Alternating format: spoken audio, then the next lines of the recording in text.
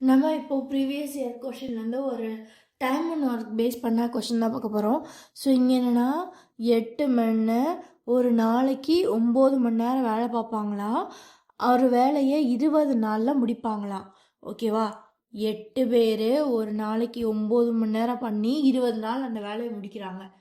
இதே வேலையை 12 மணி ஒரு நாளைக்கு 10 மணி நேரம் பண்ணால் எப்போ முடிப்பாங்கன்றதா கேள்வி.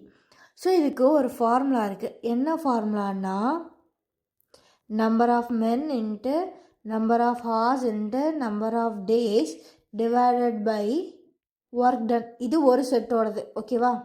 இதே வேலையை இன்னொரு செட் பண்ணுறப்போ number of mens into number of hours per days into number of days divided by work done. அதாவது ஒரே வேலையை 2 செட் ஆஃப் மென்ஸ் செய்கிறப்போ ஒரு நாளைக்கு எவ்வளோ நேரம் எடுத்துப்பாங்க, எத்தனை நாள் எடுத்துப்பாங்க, அதே வேலையை முடிக்கிற அளவுக்கு அப்படின்றத இங்கே கம்பேரிஷன். ஓகேவா? ஸோ இதில் நமக்கு ஒர்க் டனை பற்றி பேசலை, ஏன்னா ஒரே வேலையை தான் 2 பேரும் பண்ணுறாங்க. ஸோ ஃபஸ்ட்டில் எத்தனை மணி? 8 மணி. 8 மந்த்ஸ். எத்தனை மணி நேரம் வேலை பார்க்குறாங்க? 9 மணி நேரம் ஒரு நாளைக்கு. எத்தனை நாள்? 20. ஸோ இதில் ஒர்க் டனை பற்றி பேசலாம், அதை விட்டுறலாம். ஓகேவா? ஸோ அடுத்து இங்கே எத்தனை பேர்? மறுபடியும் 12 பேர் ஒரு நாளைக்கு 10 மணி நேரம் வேலை பார்க்குறாங்க. எத்தனை நாளில் வேலை முடிப்பாங்க அதுதான் நம்ம கண்டுபிடிக்க போகிறோம். ஓகேவா?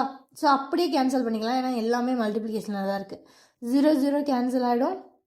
1 2 சார் 2, 6 2 சார் 12, 3 டேபிள் போட்டோம்னா 3 2 sir 6, 3 3 sir 9 and 1 2 is 2, 4 2 sir 8.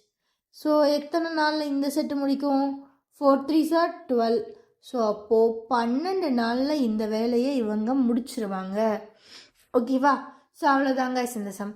இந்த சம்மில் முக்கியமாக ஞாபகம் வச்சுக்க வேண்டியது இவன் ஒருத்தன் தான்.